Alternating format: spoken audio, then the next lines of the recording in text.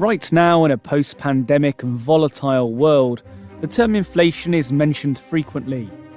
It's worth mentioning at this point what it actually means.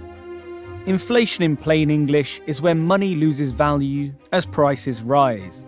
That car that used to be 5k is now 6k, which means your money is worth less. Inflation can be caused by many things. A product might be in high demand because of necessity or simply because it's wanted. Materials might be scarce, so this drives demand, for example, oil. Or labour costs may have increased for various reasons, with this additional cost passed on to the consumer. The 1970s was infamous for massively high inflation in the US and Europe, which led to unemployment, depression, and recession. Here we're going to detail those difficult times.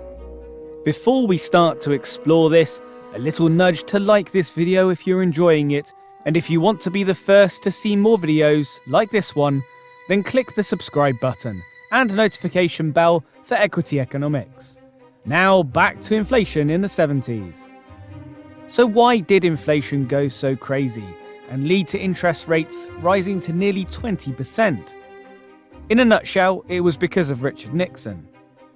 Nixon is infamous for a very different reason, but was also responsible for some interesting fiscal policy that brought chaos to the markets and destroyed buying power of savings. And the simple reason was the fact that Nixon wanted re-election. The Vietnam War dominated the US landscape at the time, and the Great Society represented policy introduced by Lyndon B. Johnson to improve the lives of those at the bottom of society. Both of these key events cost money, lots of money, so led the US into recession. When Nixon inherited the country, he was determined to lead it to prosperity in time for re-election in 1972. The problem was that he did this at all costs. For example, he spent generously on social welfare just in time for this election, and the consequences of that were suffered further down the line. Originally, it was thought that Nixon was fiscally conservative, as one might expect, but in fact he was quite the opposite. He spent big, ran budget deficits, supported an income policy, and would adopt a Keynesian ideology, which simply put meant that he favoured spend in order to boost an economy rather than reduce spending. It is this last point that arguably caused the inflation that we're looking at today. Nixon tried every trick he had in the book to make the economy seem like it was prospering during election year. He managed to keep interest rates low by imposing wage and price control, a measure that hadn't been seen since World War II. And his deficit caused a run on the dollar. Many who held significant value in the dollar got nervous and sold up, seeing what was about to happen.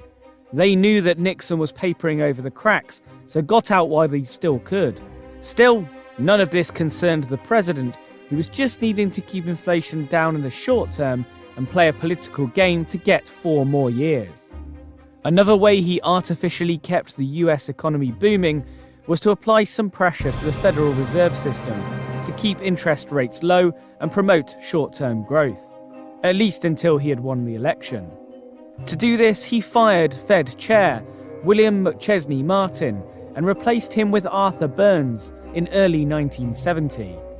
Burns was instilled to carry out Nixon's plan to create cheap money during the time that voters would make their choice.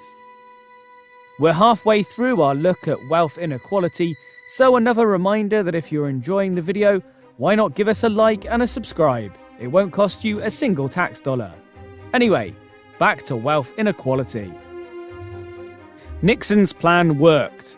The money creation number M1, which represents total checking deposits, demand deposits, and travelers' checks, grew from $228 billion to $249 billion in election year. M2, that covers retail savings and small deposits, grew even more, from $710 billion to $802 billion. The country appeared to be thriving at the time Nixon wanted it to. The US was in its boom time just before it was about to go bust.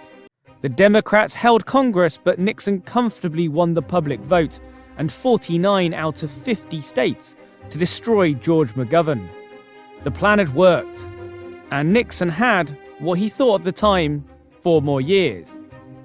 Almost immediately after the election, things started to go south. Burns began worrying about inflation, and he was right to be because it skyrocketed. In 1973, it rose to 8.8%, which was around double the previous election year. As the decade went on, it grew to 12%, and when the 70s were over, it hit a massive 14%. By the end of this decade, the US was feeling the effects of high inflation. Unemployment soared, which was the exact opposite of what Nixon wanted in '72. But by this point, he had resigned during another 1972 incident, Watergate. What Nixon left was a country that was understandably angry, as the political game had crippled it, and left many of those on the street to pick up the pieces and face years of hardship. Meanwhile, in Europe, they were feeling the knock-on from all of these events. Oil prices soared, which became the main reason behind inflation across the Atlantic. Before this period, growth was at a stable 5%, as it had been since the 50s. It would then drop to around 2% to 2.5% during this period in the 70s. It wouldn't stabilise again until the mid-80s, leading to mass unemployment and tight economic policy. Back in the US, and this was mirrored in the cleanup of Nixon's mess. A new chair of the Federal Reserve kept spending very tight to nurse an ailing economy back to somewhere more stable. Essentially, the central bank made money tight by raising short-term interest rates through policy changes to the discount rate and federal funds rate. A loose Federal Reserve had essentially been transformed by the end of the decade to give the US a foundation on which to build the prosperity in the 80s and 90s. The amazing thing about all of this is the reflections of the people involved. Fed chief at the time, Burns, blamed others in his writings later in life. Nixon simply failed to acknowledge it in his memoirs. Oil pricing was made the scapegoat in all of this as an attempt to sweep it under the carpet.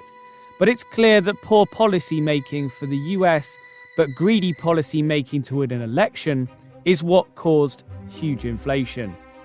As the Wall Street Journal puts it, OPEC, or the oil industry, got all the credit for what the US had mainly done to itself.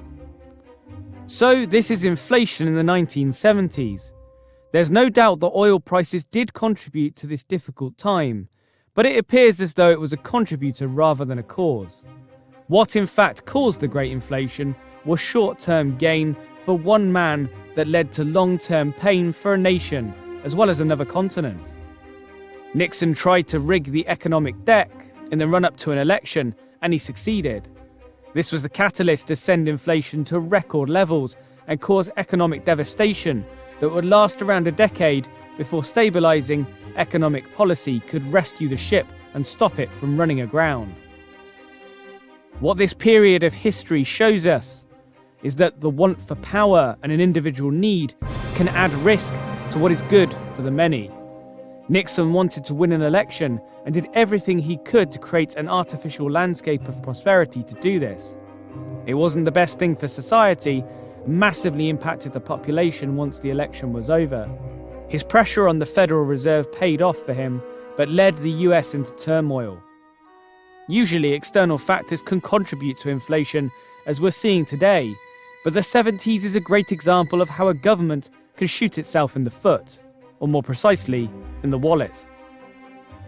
What do you think of Nixon's fiscal policy? How has inflation impacted you?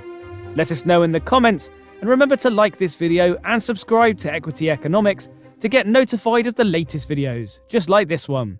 Thanks for watching.